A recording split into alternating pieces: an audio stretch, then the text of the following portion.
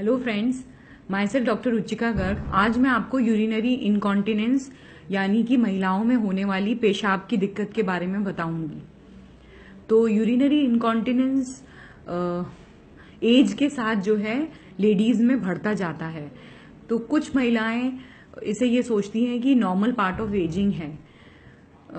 Menopause के बाद यानी रजोनिवृत्ति के बाद यानी माहवारी खत्म होने के बाद इसके इंसिडेंस और ज़्यादा बढ़ते जाते हैं।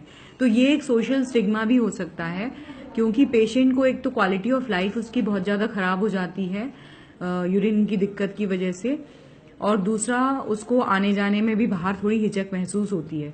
तो ये क्या क्या किस तरह की होती हैं और इनका क्या क्या इलाज है मैं आपको बताऊंगी। एक होती है स्ट्रेस इनकॉन्टिनेंस। उसमें मरीज कंप्लेन करेगा कि जब भी उसे हंसी आती है या खांसी आती है या जब सीवियर कंडीशन हो जाती है तो उसको चलने फिरने में भी छींकने में उसकी यूरिन निकल सकती है, भारी सामान उठाने में।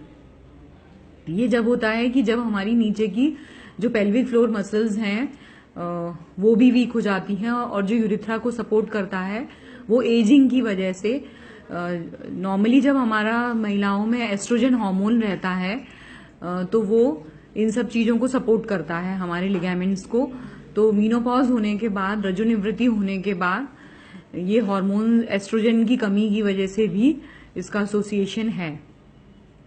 तो इसके लिए initially pelvic floor muscle exercises बताई जाती हैं, जिन्हें हम कीगल्स एक्सरसाइज भी कहते हैं। और पेशेंट की हिस्ट्री भी बहुत इंपॉर्टेंट रहती है।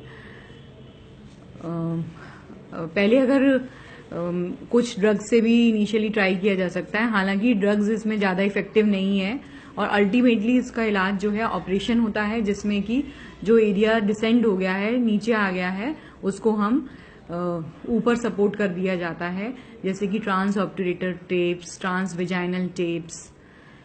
अच्छा, दूसरी तरह की होती है कि पेशेंट को होगा कि नॉक्चूरिया, रात में वो कई बार पेशाब जाएगा, बार बार दिन में पेशाब जाएगा, अर्जेंसी जिसे कहते हैं, एकदम से उसे टॉयलेट जाने की अर्जेंसी होगी, और कई बार तो ये होता है कि रास्ते में ही उसकी टॉयलेट निकल भी सकती है। दूसरा है कि पेशेंट को लगेगा कि इनकम्प्लीट वॉइडिंग, कि यूरिन करने बैठा, ड्रिबल कर रही है यूरिन और वो पूरा ठीक से एम्प्टी नहीं हो पाई है। तो एक होती है फंक्शनल इनकॉन्टिनेंस, जिसकी कुछ कारण होते हैं कि जैसे कि पेशेंट्स हैं उनकी रेस्ट्रिक्टेड मोबिलिटी है, वो कम चल पाते हैं, उनमें कॉन्स्टिपेशन है यानी कब्ज की शिकायत है, कुछ ड्रग्स की वजह से, कुछ दवाइयों की सेवन की वजह से, कुछ साइकोलॉजिकल भी होता है कि पेशेंट में यूरिनरी लीकेज होता है, नींद पूरी ना होना या कुछ, जिसको हम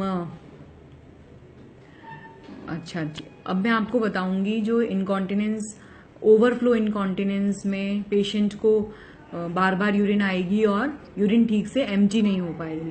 कभी कभी महिलाओं में शरीर निकलने की वजह से, प्रोलैप्स होने की वजह से भी ब्लैडर यानी पेशाब की थैली जो है वो भी नीचे गिर सकती है वेजाइनल वॉल के साथ, तो उसमें भी यूरिन बार बार आएगी।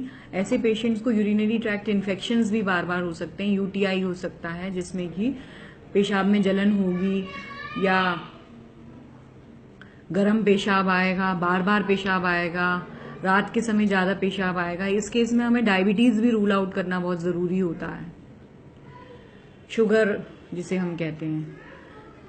दूसरा है अर्ज इनकॉन्टिनेंस भी होता है, और कई बार ये अर्जेंसी जिसे हम कहते हैं, कई बार होता है मिक्स्ड इनकॉन्टिनेंस होगा कि पेशेंट को हंसने, खांसने, छींकने के अलावा जो है दोनों चीजें हैं, और अर्जेंसी